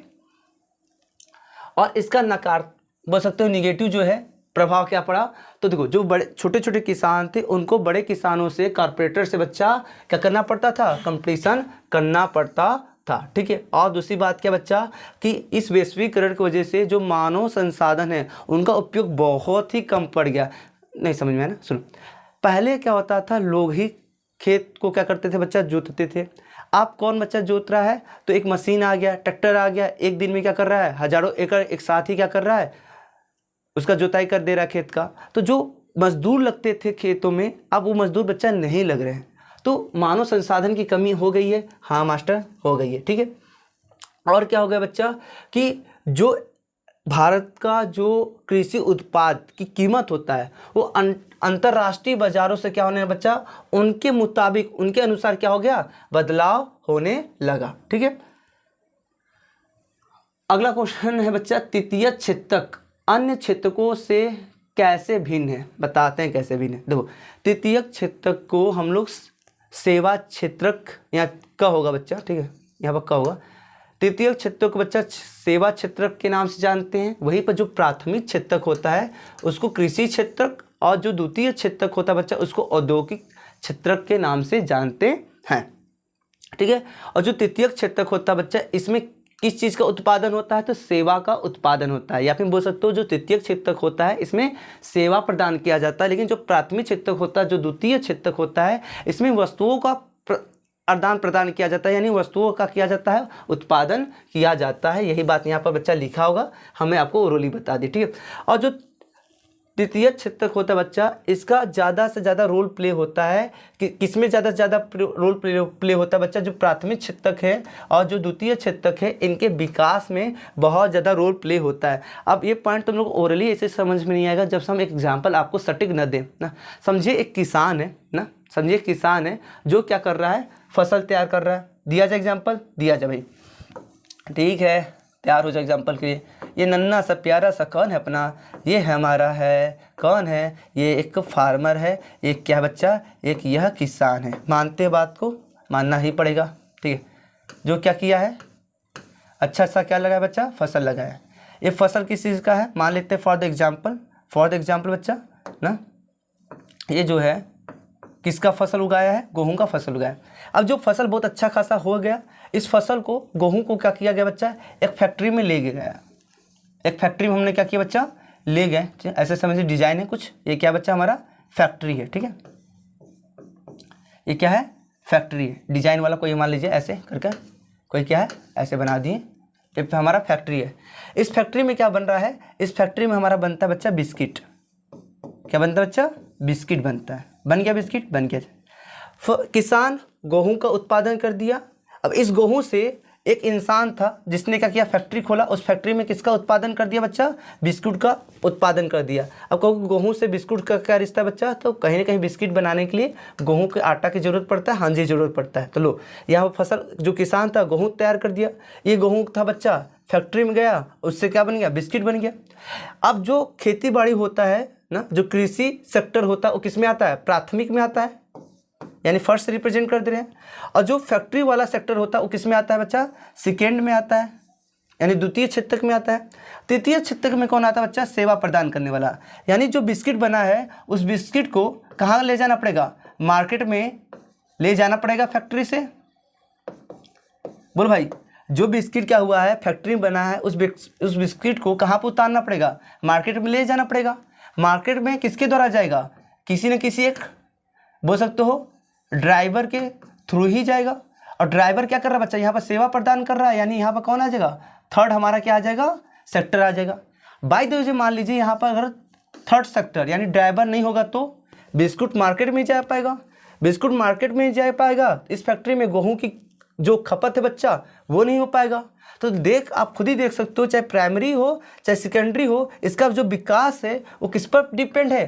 टोटली थर्ड सेक्टर पर डिपेंड है। तो ये पॉइंट हमारा कौन सा हो गया बच्चा? थर्ड वाला हो गया। ठीक है बच्चा, वही चौथा पॉइंट रिपीट हो गया। तृतीय क्षेत्र की गतिविधियां उत्पादन प्रक्रिया में मदद करती है। पॉइंट गलत है ना, इस पॉइंट को मत समझिएगा। बाय द प्रिंटिंग हो जाता, हम भी लोग इंसान भी है भाई। ठीक है, और हमसे क्वेश्चन भी पूछा तो उदाहरण तृतीय क्षेत्र का कौन हो गया? बैंकिंग हो गया, बीमा हो गया, शिक्षा हो गया। हम शिक्षा प्रदान कर रहे हैं तो हम लोग किस में आ जाएंगे? तृतीय क्षेत्र में आ जाएंगे। सूचना हो गया, संचार हो गया, ये सब थर्ड सेक्टर में आता है, यानी तृतीय क्षेत्र में आता है। ठीक, आगे चलते बच्चा। अगला क्वेश्चन है, महात्मा गांधी द्वारा चलाए गए 3 सत्याग्रह आंदोलन के कारक एवं प्रमाण बताइए। ठीक है, तो महात्मा गांधी जी बच्चा आपको पता है 3 सत्याग्रह चलाए थे। 1917 में सबसे पहले कहाँ चलाए थे? चंपारण में चलाए थे। और चंपारण कहाँ पड़ता है बच्चा? बिहार में पड़ता है ना। तो गांधी जी जो थे बच्चा, क्या हुए बच्चा? ये जो गांधी जी थे, सबसे पहले जो सत्याग्रह था वो बिहार के राज्य में चंपारण में क्या करते हैं? शुरू करते हैं। और कब बच्चा शुरू करते हैं ये आंदोलन को? तो 1917 में क्या करते हैं? शुरू करते हैं। और वजह हमसे पूछा कि क्यों शुरू किए, तो जब गांधी जी क्या होते चंपारण के इलाके में जाते हैं तो वहाँ पर वो देखते हैं, क्या देखते हैं? लोगों, यानी यहाँ पर लोग मतलब बच्चा किसानों को क्या किया जा रहा है? नील की खेती के लिए बच्चा उनको मजबूर किया जा रहा है, जबरन किया जा रहा है। और उनसे क्या किया जा रहा है बच्चा? ज़्यादा से ज़्यादा कर भी लिया जा रहा है। तो आप 2 वजह बता दोगे, क्या बता दोगे? कि चंपारण में जो सत्याग्रह आंदोलन हुआ था उसका 2 मेनली वजह है। वहाँ पर किसानों से कर ज़्यादा लिया जा रहा था। और दूसरा पॉइंट क्या है? दूसरा पॉइंट ये मेरे भाई कि नील की खेती के लिए उनको जबरदस्ती किया जा रहा था। अब तुम लोग कहोगे सर खेती तो खेती होता है, किसी को खेती करवा दीजिए ना, जबरन का मतलब हुआ? भाई देखो, नील की खेती की वजह से क्या होता है? जो भूमि हो जाता है वो बंजर हो जाता है। और दूसरी बात, जो किसान खेती करते हैं ना, उनका स्वास्थ्य भी क्या हो जाता है? नील की खेती की वजह से खराब हो जाता है। ठीक है, तो इस समस्या की वजह से ही गांधी जी ने क्या किया बच्चा? सबसे पहला सत्याग्रह शुरू किया। कहाँ शुरू किया? हम बता चुके हैं, चंपारण में शुरू किए थे। और इसका पूछा है कि प्रमाण ना, रिजल्ट क्या निकला बच्चा? रिजल्ट ये निकला कि ब्रिटिश सरकार ने क्या किया बच्चा? इस आंदोलन की वजह से क्या बनाया? 3 खटिया नियम बनाया। 3 खटिया का मतलब कि जितना भी जमीन होगा किसान के पास, उस जमीन का केवल 15% ही क्या करेगा? नील की खेती करेगा। बाकी जितना भी एरिया बचेगा वो अपने मन मुताबिक अनुसार क्या करेगा? किसी भी फसल का उत्पादन कर सकता है। ठीक है, खेड़ा में जो सत्याग्रह हुआ था बच्चा, ये गांधी जी का दूसरा सत्याग्रह था, जो कि 1917 में हुआ था। कहाँ हुआ था? गुजरात के खेड़ा इलाके में हुआ था। अभी हम आपको जस्ट बताए ही हैं। इसका जो मुख्य कारण था बच्चा, मुख्य कारण क्या था? कि जो किसानों का कर है उस कर को माफ नहीं किया जा रहा था। क्यों नहीं किया जा रहा था? क्योंकि उस समय क्या चल रहा था बच्चा? ये कहानी है ना, आप बताओ कब कहानी? 1917 की कहानी है। यहाँ पर इस समय क्या चल रहा था? आप पढ़ चुके हो, ये देखो गलत होगा भाई अगर याद नहीं करोगे तो। पहला ही क्वेश्चन पढ़े हो कि 1914 से लेकर 1918 तक क्या होता है? विश्व युद्ध होता है। तो विश्व युद्ध में खुद ही ब्रिटिश सरकार को क्या चाहिए? पैसा चाहिए। तो कर कहाँ माफ कर पाएगा? नहीं माफ नहीं कर पाएगा। ठीक है, तो क्या होता है? विश्व युद्ध के वो चलते बच्चा, जो क्या होता है ब्रिटिश सरकार होता है वो क्या होता है? कर माफ नहीं कर पाता है। और आपको पता है, क्या पता है? विश्व युद्ध की वजह से फसल भी खराब हो गया था, जिसकी वजह से क्या होता है? जो किसान लोग होते हैं बच्चा, उनका फसल खराब हो जाता है तो वो कर को क्या करते हैं? दे नहीं पाते हैं। देने में क्या होता है? बहुत ज़्यादा उनको क्या होता है? कर देने में उनको बहुत ज़्यादा क्या होता है? समस्या होता है, क्योंकि फसल खराब हो गया था, उनके पास खुद खाने के लिए नहीं था, तो कर कहाँ से दें? बिल्कुल बात है। इसी वजह से बच्चा क्या हुआ था कि आप बता दोगे कि इस इलाके में, किस इलाके में? खेड़ा इलाके में क्या होता है बच्चा? कि सत्याग्रह चलाया गया था। ठीक है, अब हम बात करें अहमदाबाद सत्याग्रह। तो ये सत्याग्रह कब शुरू किया गया था बच्चा? गुजरात के अहमदाबाद में शुरू किया गया था। कब? 1918 में शुरू किया गया था। और यहाँ पर जो बोल सकते हो कि इस इलाके में जो सत्याग्रह हुआ था वो मेनली किसके लिए हुआ था बच्चा, तो जो कपड़े मजदूर होते हैं उनके लिए यह सत्याग्रह शुरू हुआ था। क्यों शुरू हुआ था बच्चा, इसके लिए आप ओरली हमसे पहले कहानी सुन लो। देखो 1917 की बात है कि अहमदाबाद में क्या हुआ था, एक प्लेग महामारी आ गया था। जैसे हमारे यहाँ 1920 के करीब कोरोना आया था ना, उसी तरीके से। तो जितने भी कपड़े इंडस्ट्री में मजदूर थे वो काम छोड़कर भाग रहे थे। तो यहाँ पर जो कंपनी था उसने बच्चा एक ऑफर दे दिया बोनस के रूप में कि हम आपको एक्स्ट्रा पैसा देंगे। लगभग 80% क्या कर रहा था बच्चा, बोनस के रूप में क्या कर रहा था, मजदूरों को वेतन दे रहा था। मतलब जो वेतन दे रहा था उसका 80% और बढ़ाकर दे रहा था। लेकिन जैसे प्लेग क्या होता है, समाप्त हो जाता है, तो जो कंपनी होता है वो बोलता है कि हम केवल आपको 80% नहीं बल्कि आपको हम कितना परसेंट देंगे, केवल 20% ही देंगे। तो जो मजदूर होते हैं वो मजदूर कहते हैं नहीं भाई हमको 20% नहीं चाहिए, हम लोग 50% चाहिए। और गांधी जी भी सपोर्ट आते हैं। गांधी जी का यही मांग हो जाता है कि भाई आप बुरी स्थिति में, आपके बुरी स्थिति में जो मजदूर थे वो आपका सपोर्ट किए, तो भाई आप 50% इन लोग को क्या कीजिए, एक्स्ट्रा बोनस के रूप में इनका जो मजदूरी हो रहा है वो आप देते जाइए। लेकिन जो कंपनी था बच्चा वो नहीं मान रहा था। तो फाइनली क्या होता है, यहाँ पर सत्याग्रह होता है। सत्याग्रह होने के बाद जो रिजल्ट आता है, रिजल्ट क्या होता है कि जो मजदूर होते बच्चा, मजदूरों को 35% वेतन में क्या हो जाता है, वृद्धि मिल जाती है। 35% की वेतन में वृद्धि हो जाने का मतलब जितना मिल रहा था उतना मिल ही रहा था, बट 35% और मिलता है एज अ बोनस के रूप में। ठीक है, आप एक बार बच्चा पढ़ लेना। यही जो हम बोल रहे हैं ओरली आपको जो समझा है वही बात किया गया। बस एक बार पढ़ना ना, बिल्कुल पढ़ना, आप एक बार पढ़ लेना, आपको समझ में आ जाएगा। ठीक है, अगला बच्चा, सविनय अवज्ञा आंदोलन कब चलाया गया था ना, और क्यों चलाया गया था, इसका क्या प्रभाव पड़ा। ठीक है, तो अगर हम बात करें सविनय अवज्ञा आंदोलन जो शुरू किया गया था, इसके पीछे लंबी कहानी है। पहले हमसे क्वेश्चन पूछ रहा है कब चलाया गया था, इसका तो हम तुरंत जवाब दे दिया जाए भैया। कब चलाया गया था, तो 12 मार्च 1930 में इस आंदोलन को बच्चा सविनय अवज्ञा आंदोलन को चलाया गया था। और किसके नेतृत्व में चलाया गया था, तो महात्मा गांधी जी के नेतृत्व में ही बिल्कुल चलाया गया था ना। तो अब कहानी सुनिए भैया। कहानी यह है कि गांधी जी ने उस समय हमारे भारत पर जो गवर्नर थे लॉर्ड इरविन, इनको धमकी भरी पत्र लिखते हैं। उस पत्र में टोटल 11 मांग करते हैं, और उन 11 मांग में से बच्चा जो एक अहम महत्वपूर्ण मांग था उनका, जो नमक कर है उसको समाप्त करने के लिए था। और बोले कि अगर 11 मार्च 1930 तक अगर आप क्या करोगे, ये जो नमक कर है उसको समाप्त नहीं करोगे, तो 12 मार्च 1930 से हम लोग सविनय अवज्ञा आंदोलन शुरू कर देंगे। जो इरविन होता है वो क्या करता है, गांधी जी की बात को हल्के में ले लेता है। और गांधी जी होते हैं वो अपने, बोल सकते हो कि बातों का क्या होता है, पक्के होते हैं। उन्होंने धमकी दिया था कि 11 मार्च 1930 तक अगर नमक कर को क्या किया जाएगा, समाप्त नहीं किया जाएगा, तो 12 मार्च 1930 में हम क्या करेंगे, सविनय अवज्ञा आंदोलन शुरू कर देंगे। और यही होता है, क्या होता है, गांधी जी क्या करते हैं बच्चा, ये 12 मार्च 1930 में क्या करते हैं, सविनय अवज्ञा आंदोलन शुरू कर देते हैं। ठीक है, और क्या पूछा था, क्यों चलाया गया था ना, तो क्यों चलाया गया था बच्चा, इसके पीछे बहुत सारे बोल सकते हो वजह थे ना। पहला वजह क्या था बच्चा, कि गांधी जी जो है बच्चा, ये जो बोल सकते हो कि अन्यायपूर्ण जो कानून के खिलाफ लड़ने के लिए बच्चा क्या किए थे, गांधी जी असहयोग आंदोलन चलाए थे। पूरा पढ़ लेते हैं। महात्मा गांधी ने ब्रिटिश सरकार के अन्यायपूर्ण कानूनों के खिलाफ सविनय अवज्ञा आंदोलन को क्या किए थे, चलाए थे।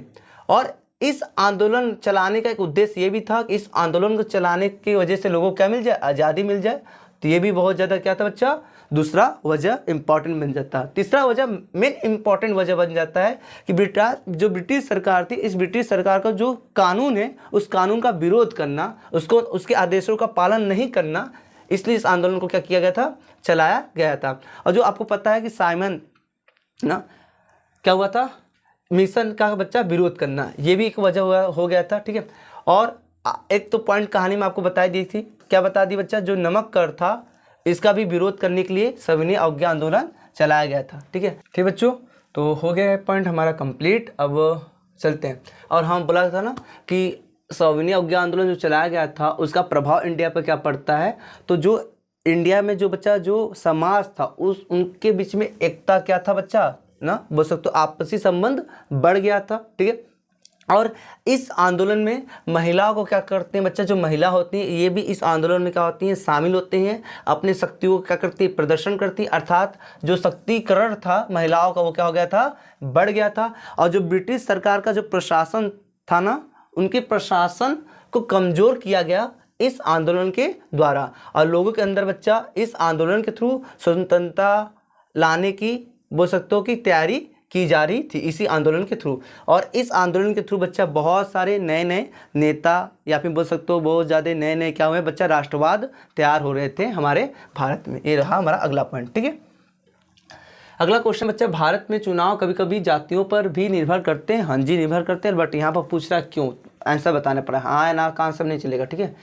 इस स्थिति से छुटकारा पाने के लिए कोई 2 उपाय सुझाव करना है, कर देते हैं। सुझाव में तो हम लोग बहुत आगे हैं, ठीक है। पहला बच्चा वजह बताया जा रहा है ना, जब भी कोई पॉलिटिक्स पार्टी होता है, जब भी वो अपने प्रतिनिधि को, अपने उम्मीदवारों को क्या करता है बच्चा, उनके नाम, उन उम्मीदवारों का क्या करता है, जब नाम क्या करता है बच्चा तय करता है, तो वो ये देखता है कि जो जिस व्यक्ति का वो नाम क्या कर रहा है, उम्मीदवार के रूप में चयन कर रहा है, तो क्या उस व्यक्ति का जो जाति है उस इलाके में ज़्यादा संख्या में है कि नहीं, ये देखकर ही क्या करता है कोई भी पॉलिटिक्स पार्टी क्या करता है, अपने उम्मीदवारों को क्या करता है, टिकट देता है, ठीक है। तो यही हो गया बच्चा, जब राजनीतिक पार्टियों द्वारा चुनाव के लिए उम्मीदवारों के नाम को क्या करते हैं, तय किया जाता है, तो चुनाव क्षेत्र के मतदाताओं का जातियों के हिसाब से ध्यान में रखा जाता है ना। वही बात बोले बच्चा, जब भी कोई पॉलिटिक्स पार्टी क्या करता है, अपने उम्मीदवारों को, अपने प्रतिनिधियों को, यानी जो उनके पार्टी से चुनाव लड़ने वाले हैं, तो वो ऐसे व्यक्ति को टिकट देते हैं जिनका बोल सकते हो उस इलाके में उनके जाति का संख्या क्या हो, ज़्यादा हो, ठीक है। अगला क्वेश्चन बच्चा कि बोल सकते हो कि वोट पाने के लिए क्या करते हैं, जो प्रतिनिधि होते हैं, जो उम्मीदवार होते हैं, वो क्या करते हैं, जाति के नाम पर लोगों को क्या करते हैं, बोल सकते हो कि उकसाते हैं। जस्ट लाइक अगर हम बताने की कोशिश करें तो अपने जो बिरादरी होता है उसकी भावनाओं के साथ क्या करते बच्चा, उससे क्या करते बच्चा, लोगों को क्या करते, उकसाते हैं, अरे यार बिरादर हो के हम के वोट न देवा ना, इस टाइप का ना क्या करते हैं, लोग उकसाते हैं ना। समर्थन हासिल करने के लिए ना अक्सर जो राजनीतिक पार्टियां होती है वो क्या करती है बच्चा, जातिगत भावनाओं को क्या करती है, उकसाती है, भड़काती है, ठीक है। अगला लाइन बच्चा बोल रहा है, भारत में चुनाव कभी कभी जातियों पर निर्भर करता है क्योंकि जाति आधारित राजनीति का प्रभाव बहुत अधिक है, बिल्कुल है ना। और बच्चा जो क्या होता है, जो जाति आधारित वोट बैंक होता है उसका भी उपयोग क्या करते बच्चा, राजनीतिक दल करते हैं ना। होता है ना कि किसी भी पार्टी का एक इलाके में बहुत ज़्यादा उसके क्या होते हैं, वोटर होते हैं ना, उसी को क्या बोलते हैं, वोट बैंक कहते हैं। इसका वोट बैंक का प्रयोग कौन करते हैं बच्चा, जो राजनीतिक दल होते हैं उसका क्या करते हैं, प्रयोग करते हैं, ठीक है। और 2 सुझाव बच्चा, तो लोगों को शिक्षा देकर हम लोग क्या कर सकते हैं, जागरूक कर हम इस प्रकार से बोल सकते हो कि जो हमारा ये जो राजनीतिक में जाति इन्वॉल्व हो जाता है उससे हम लोग छुटकारा पा सकते हैं। तो शिक्षा प्रदान कर लोगों को जातिवाद दुष्प्रभावों के बारे में शिक्षित करना और उन्हें जातियों से ऊपर उठकर वोट देने के लिए प्रेरित करें। तो ये जो तरीका है बच्चा, इस तरीके से आप बोल सकते हो कि छुटकारा मिल सकता है, ठीक है। दूसरा बच्चा कि जो राजनीतिक है इसमें सुधार लाए, यानी बोल सकते हो कि जो चुनाव हो रहा है इसमें हम लोग ऐसा सख्त नियम लागू करें जिसकी वजह से बच्चा जाति के आधार पर कभी भी राजनीति ना हो, ठीक है। अगला क्वेश्चन बच्चा, भारत में संघीय व्यवस्था, पहले समझ लेते हैं संघीय व्यवस्था होता है क्या, फिर इसके 4 ठो क्या समझेंगे, इसके जो विशेषताएं हैं उसके बारे में बात करेंगे।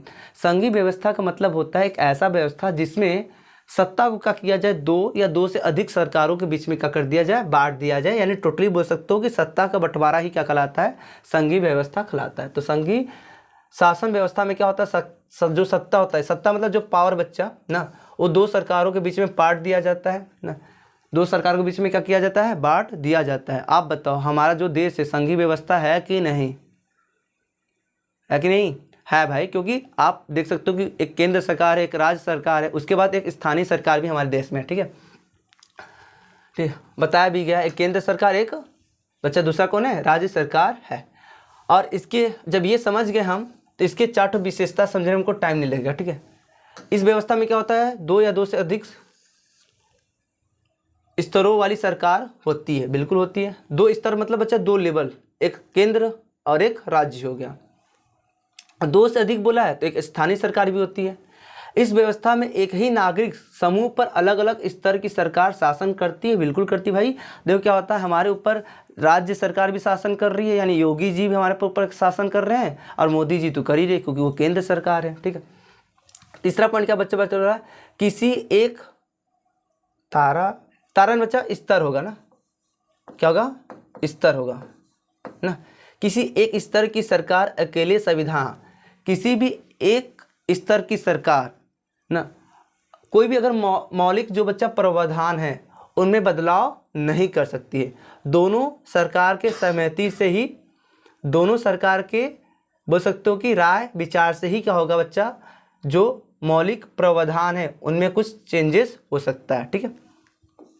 चौथा पॉइंट बच्चा है, जिससे क्या होता है कि 2 भाई होते हैं ना, तो दोनों भाई का बोल सकते हो घर में जो बोल सकते हो इलाका होता है या फिर जो बोल सकते हो अधिकार होता है, वो क्या होता है, बांटा गया होता है उनके बोल सकते हो पेरेंट्स के द्वारा। ऐसा यहाँ पे भी होता है कि संविधान में बच्चा जो भी अलग अलग क्या है, विभिन्न स्तरों की सरकार है ना, उनके अधिकार क्षेत्र जो बच्चा वो स्पष्ट रूप से केंद्र सरकार का कितना अधिकार है, राज्य सरकार का कितना अधिकार है, ये बिल्कुल अच्छे तरीके से क्या किया गया, संविधान में लिखा गया है, ठीक है।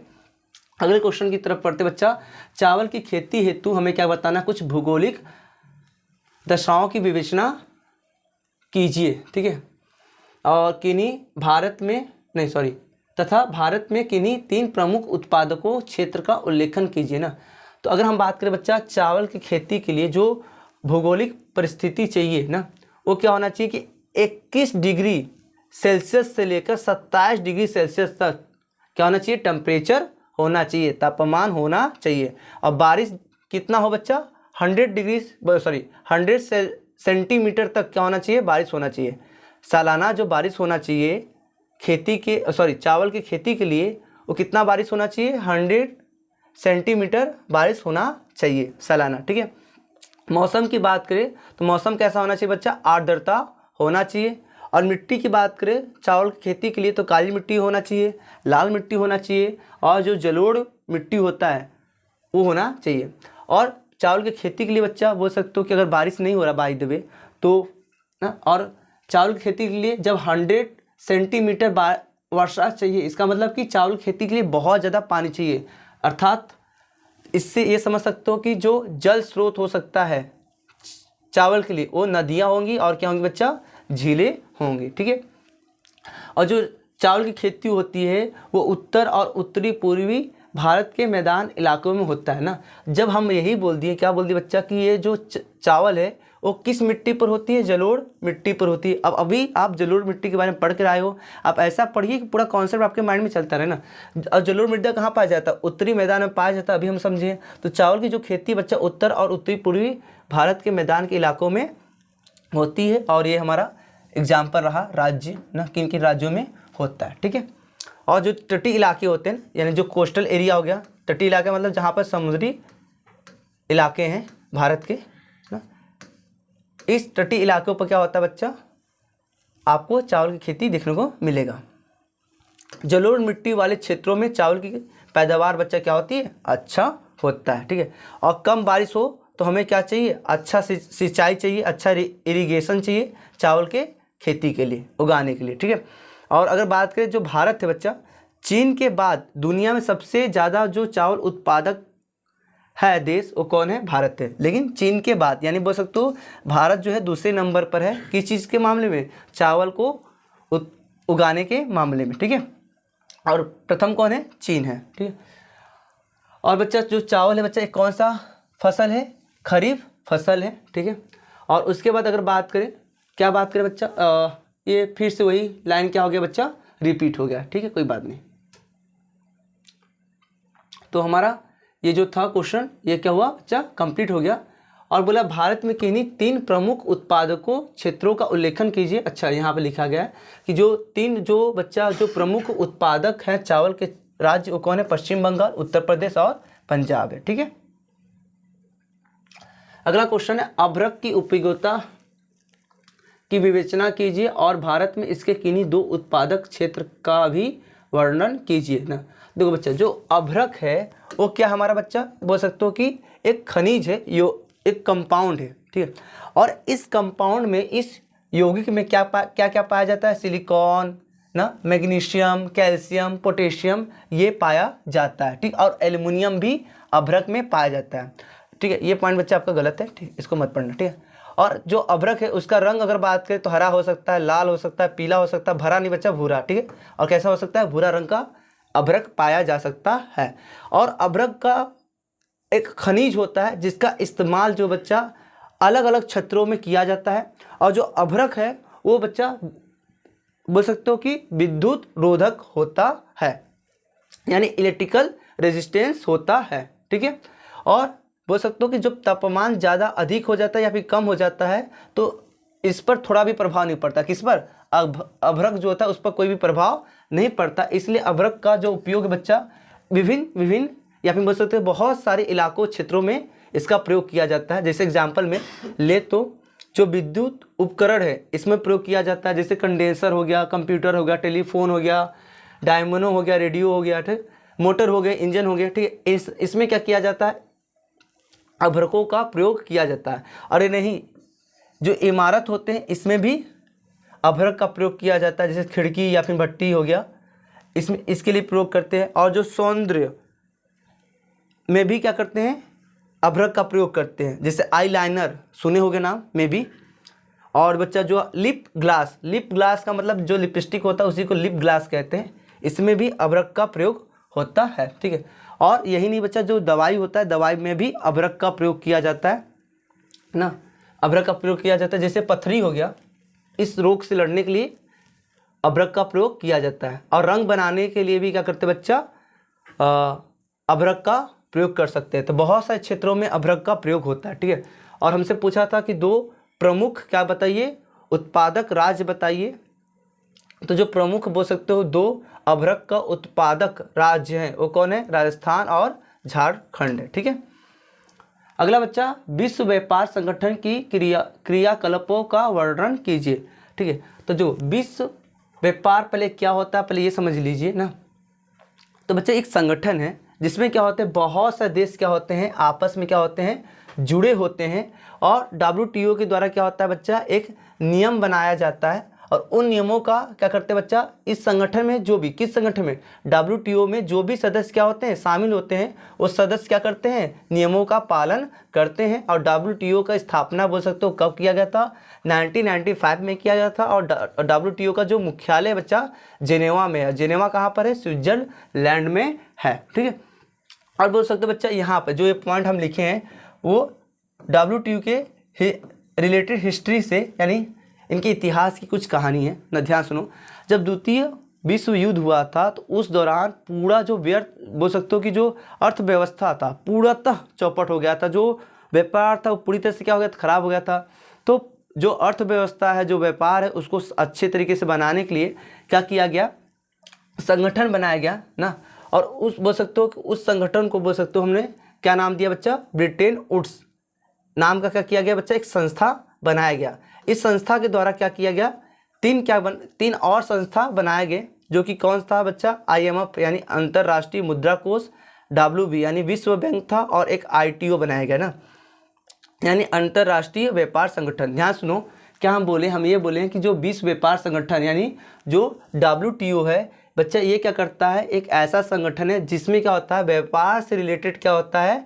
नियम बनाए जाते हैं। और इन नियमों का वो सभी देश क्या करते हैं? पालन करते हैं, जो WTO संगठन में क्या होते हैं? शामिल होते हैं।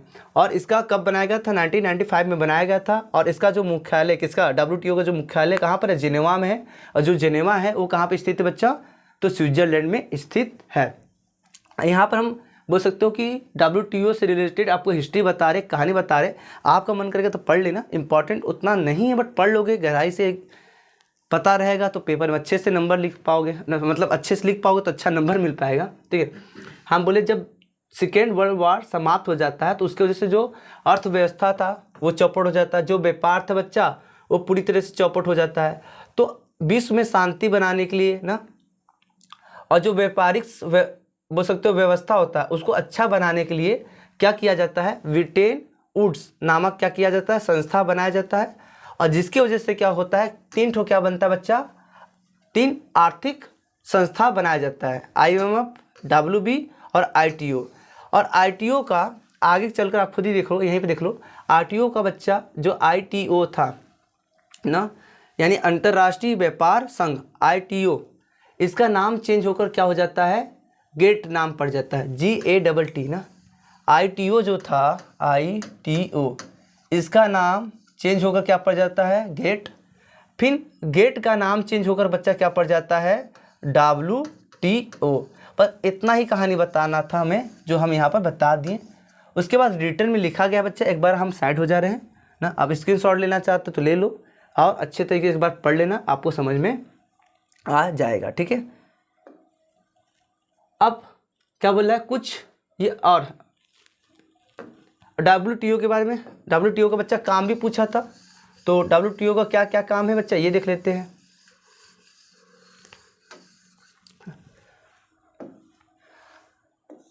तो WTO का काम क्या बच्चा, देखो जो WTO होता है वो क्या करता है कि जो विकसित देश हैं या फिर जो अल्प विकसित देश है, यानी जो अच्छी तरीके से विकास नहीं किए हैं, उन देशों को क्या करता है बच्चा, परीक्षण प्रदान करता है, उनको क्या करता है, टेक्निक यानी कुछ बोल सकते हो कि टेक्नोलॉजी क्या करता है, सहायता प्रदान करता है ताकि वो अच्छे तरीके से व्यापार कर पाए।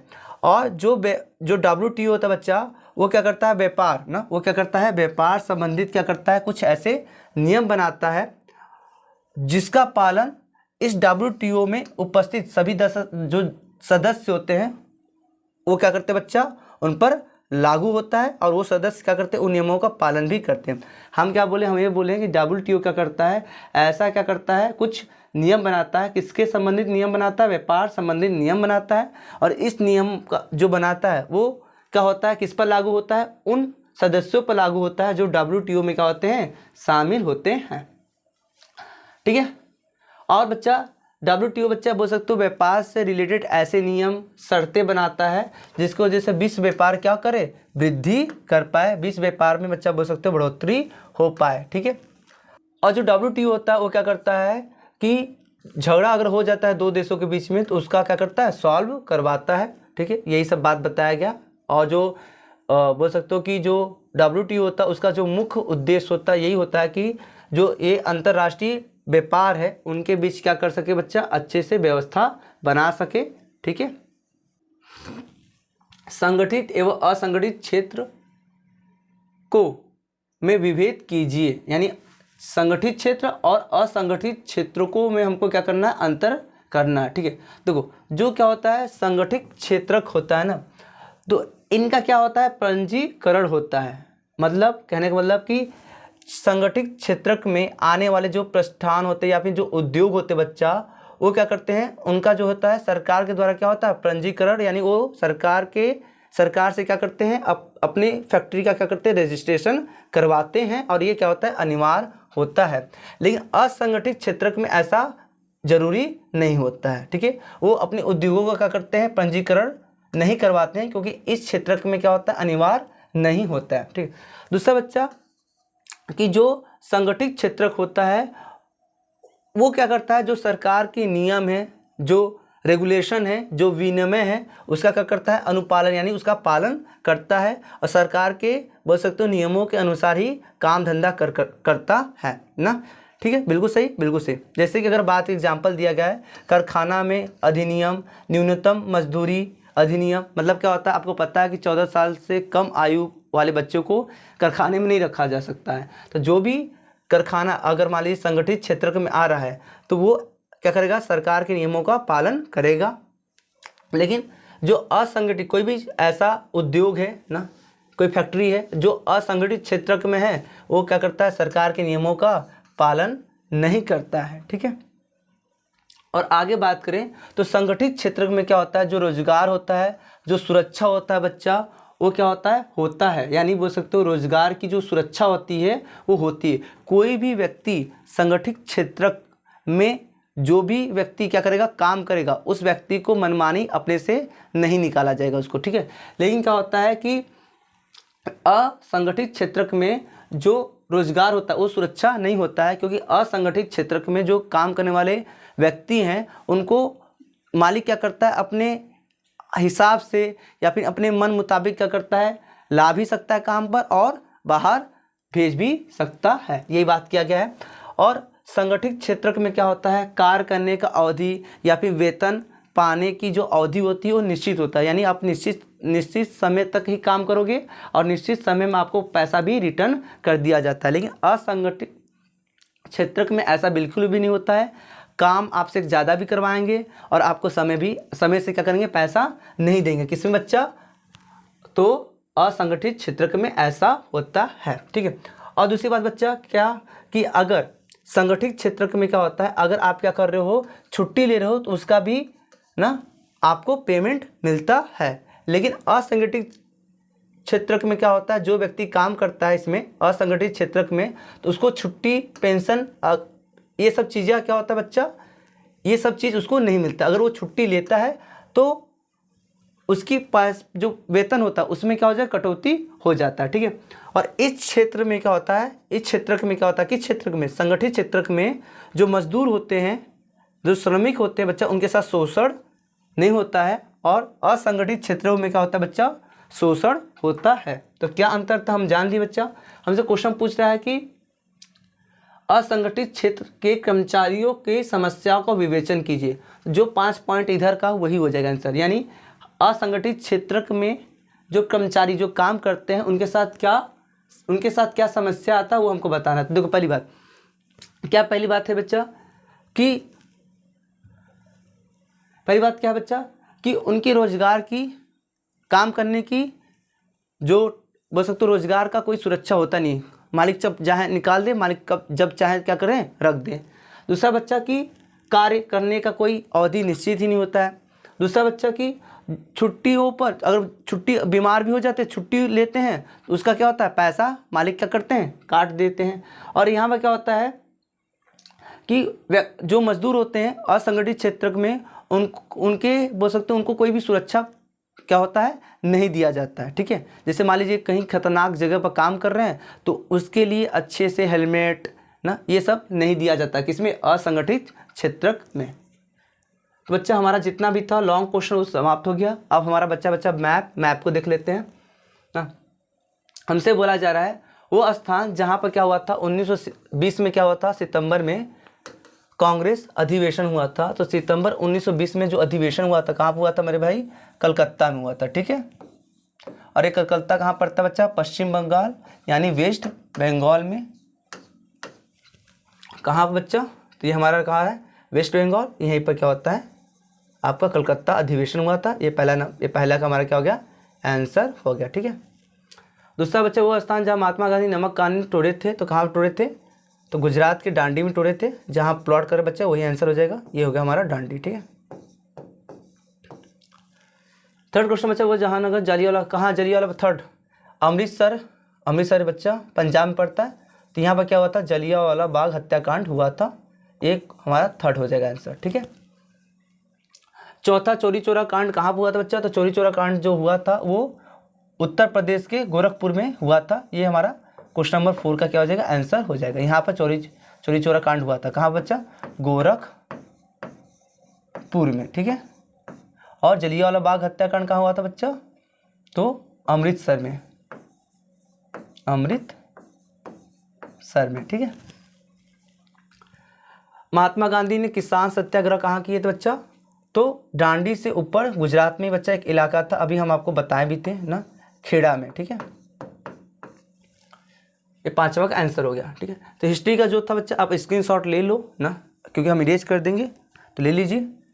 अब हम लोग ज्योग्राफी का जो पोर्शन है उसको हम लोग क्या करते हैं, कंप्लीट कर लेते हैं। बोला बच्चा इस प्रदेश की, यानी किसी भी प्रदेश के नाम ले सकते हो ना, क्योंकि हमको निश्चित तो बोला नहीं है, तो किसी भी प्रदेश का ले सकते हो। हम उत्तर प्रदेश का ले लेते हैं। और उत्तर प्रदेश की अगर हम पूछे राजधानी क्या बच्चा, लखनऊ है, बिल्कुल है, जो कि कहाँ पड़ता है, यहाँ पर पड़ता है। तो ये हमारा पहला का आंसर हो गया, ठीक है। बोला दक्षिण भारत की एक प्रमुख बच्चा, तो कृष्णा नदी ना, ये आंसर नंबर हमारा क्या है, 2 है, कृष्णा नदी, ठीक है, जो कि आंध्र प्रदेश और आंध्र प्रदेश और तेलंगाना के सीमा पर ये कृष्णा नदी उपस्थित है। ठीक है। भारत की कोई एक चाय, असम हो जाएगा बच्चा। सबसे ज़्यादा जो उत्पादक होता है कहाँ पर होता है? असम में होता है। ये हो गया असम ना। ये क्या था बच्चा? लखनऊ, पहला आंसर। ये हमारा जो था बच्चा, ये कौन सा था? दूसरा आंसर। और ये हमारा कौन सा आंसर है? थर्ड वाला आंसर है। नहीं नहीं नहीं नहीं नहीं, ये पहला वाला आंसर हो गया। दक्षिण भारत वाला ये दूसरा आंसर हो गया। अच्छा, तीसरा वाला नहीं बताए हम, चौथा वाला बता दिए आपको डायरेक्ट। ठीक है, तीसरा वाला बता रहे हैं, ये चौथा का आंसर है। तीसरा बच्चा हमसे क्या पूछ रहा है? हाँ, भारत के पूर्वी तट का एक प्रमुख समुद्री पर्यटन, यानी कहने का मतलब एक हमसे क्या बोला है? भारत के पूर्वी तट पर जो क्या है, एक बंदरगाह है, उसको हमको बताना है और चीन द्वारा क्या करना है? प्रदर्शित करना है। किस चीन द्वारा बच्चा? जो चीन देगा आपको प्रदर्शित करना पड़ेगा उसके थ्रू। ट्रायंगल का दिया है तो ठीक कर लेते हैं। तो बच्चा उड़ीसा नहीं सॉरी मतलब कि बोल सकते हो पश्चिम बंगाल में ही आपका यहाँ पर क्या पड़ता है? एक बंदरगाह पड़ता है जिसका नाम क्या है? हल्दिया। क्या नाम बच्चा? हल्दिया नाम है, हल्दिया ना। ये कौन सा आंसर हो गया हमारा? ये आंसर हो गया हमारा थर्ड का। ठीक है। अगला क्वेश्चन बच्चा, परमाणु ऊर्जा केंद्र बताना। एक होते तो बहुत है हमारे भारत में, एक पूछा तो एक ही बताएंगे। तो बच्चा याद रख लीजिए, नरोरा। कहाँ पड़ता है बच्चा? यहाँ पड़ता है। ठीक है, नरोरा। इसका आंसर हम बता दे रहे हैं, क्या हो जाएगा ना? नरोरा, नरोरा। ठीक है, ये हमारा आंसर नंबर 5 हो गया यहाँ पर। तो जो यहाँ पर हमारा था मैप, ये भी कंप्लीट हो गया। आगे चलते हैं। अब हमारा बच्चा सिर्फ जो 1 बोल सकते हो कि एक नंबर के आते हैं उसको कंप्लीट करना बच्चा। तो पहला बोला है, निम्नलिखित में कौन सा आंदोलन गांधी जी ने नहीं चलाया था? देखो, असहयोग आंदोलन, सविनय अवज्ञा आंदोलन, चंपारण आंदोलन और खिलाफत। ऐसा ऑप्शन दिया गया जैसे लग रहा कि चारों गांधी जी ने ही चलाया था। देखो, असहयोग आंदोलन, सविनय अवज्ञा आंदोलन और चंपारण, ये जो आंदोलन था गांधी जी ने खुद चलाया था। लेकिन जो खिलाफत आंदोलन था वो गांधी जी चलाए नहीं थे, बस उसका नेतृत्व किए थे। ठीक है, तो ये आंसर हो जाएगा। 1789 में फ्रांस में राष्ट्रवाद की प्रथम अभिव्यक्ति का क्या परिमाण था बच्चा? तो फ्रांस की क्रांति। ठीक है। और ये जो गुलामगिरी के लेखक हैं वो कौन है? फूले, ज्योतिबा फूले हैं। ठीक है। 1929 की जो महामंदी था उसका जो मेन वजह था बच्चा, तो कृषि क्षेत्र में अति उत्पादन की वजह से था। ठीक है। और जो IMF का स्थापना हुआ है कहाँ पर हुआ है? संयुक्त राष्ट्र अमेरिका में हुआ है। ठीक है। श्रीलंका में जो सबसे ज़्यादा कम अल्पसंख्यक थे वो कौन थे बच्चा? ईसाई थे। बहुसंख्यक बोलेगा तो सिन्हली, और कम अल्पसंख्यक मतलब कम संख्या वाले, तो कौन थे बच्चा? ईसाई थे। ठीक है। भारत में संघीय व्यवस्था है क्योंकि ना, संघीय व्यवस्था का मतलब क्या बताएं कि अभी पढ़ा क्या है, इसीलिए बोलते हैं कि पहले B सेक्शन करो, C सेक्शन करो, D सेक्शन करो, उसके बाद A सेक्शन पाओ, क्योंकि अधिकतर हमको आंसर मिले जा रहा है, हम लोग टक टक टक टक टिक मारे जा रहे हैं। आपको भी पेपर में ऐसा ही करना है। अगर हमसे पूछा संघीय व्यवस्था है क्योंकि यहाँ पर क्या हुआ है? सत्ता का बंटवारा हुआ है, यानी विकेंद्रीकरण। विकेंद्री का मतलब होता है केंद्र से बाहर। विकेंद्री का मतलब बच्चा केंद्र से बाहर। तो यहाँ पर सत्ता क्या है? केंद्र से बाहर है, बिल्कुल है। केंद्र सरकार के पास है, राज्य सरकार के पास, दोनों के पास है। तो ये वाला आंसर। ठीक है, ये क्या हो जाएगा बच्चा? दिल्ली हो जाएगा इसका आंसर। क्यों भाई? क्योंकि आपको पता है दिल्ली एक ऐसा राज्य है जहाँ पर संघीय राज नहीं है, क्योंकि यहाँ पर केवल केंद्र सरकार ही चल रहा है। ठीक है। निम्नलिखित में से किस व्यवस्था के लिए राजनीतिक दल आवश्यक शर्त हैं? ठीक है। तो बच्चा लोकतंत्र हो जाएगा। ठीक है। निम्नलिखित में से किसका संबंध लोकतंत्र से नहीं है? जनमत, राजनीतिक दल, उत्तरदायी, भैया बहुसंख्या का शासन। लोकतंत्र से इसका कोई संबंध नहीं होता है। कौन सा खनिज धात्विक नहीं है? सॉरी है, अगर है तो बच्चा कौन हो जाएगा? लो अयस्क हो जाएगा। कपास की खेती के लिए अभी बात की है, काली मिट्टी सबसे महत्वपूर्ण होता है ना। और बक्साइड का जो सब कच्चे माल के लिए उपयोग किया जाता है, किसके लिए किया जाता है? एल्युमिनियम के लिए। सेवा क्षेत्र में कौन आता है बच्चा? तृतीय आता है। देखो कितना बेनिफिट है, हम लोग पहले B section, C section, D section करके आ रहे हैं, मैक्सिमम फंस रहा है। हमें इसको पढ़ने की जरूरत भी नहीं, अच्छा डिटेल में समझने की भी जरूरत नहीं, क्योंकि हमको ऑलरेडी आंसर पता चल जा रहा है, क्योंकि हम लॉन्ग क्वेश्चन करके आए हैं। आपको भी ऐसे करके आना बच्चा।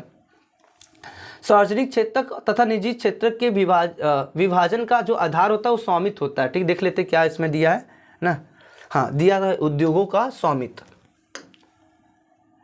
जो एजेंडा 21 था बच्चा, ये जो था किसके लिए था? तो सतत पोषणी विकास के लिए था। ठीक है, ये हाँ डी वाला आंसर। और जो उपभोक्ता सुरक्षा अधिनियम बनाया गया था, कब बनाया गया था? 1986 में बनाया गया था। ये आंसर हो जाएगा हमारा। ठीक है, और बांग्लादेश के लिए जो ग्रामीण जो बैंक था बच्चा, इसकी शुरुआत 1970 से हुई थी। ठीक है, और जीव संसाधन की अगर बात करें तो जीव संसाधन का मतलब कि जीव की बात करें, चट्टान, तांबा, इसमें जीव है नहीं, तो मछली पालन हो जाएगा, मत्स्य पालन हो जाएगा, क्योंकि मत्स्य पालन मछली में क्या होता है? जीव होता है। निम्नलिखित में से किस देश का मानव विकास सूचकांक सर्वोच्चतम है? भैया श्रीलंका का। ठीक है, तो ये हो गया बच्चा। तो भैया ख़त्म हो गया हमारा पहला जो सेट था 2024 का, कंप्लीट हो गया। मिलते हैं बहुत जल्द आपके साथ अगले सेट के साथ बच्चा। धन्यवाद।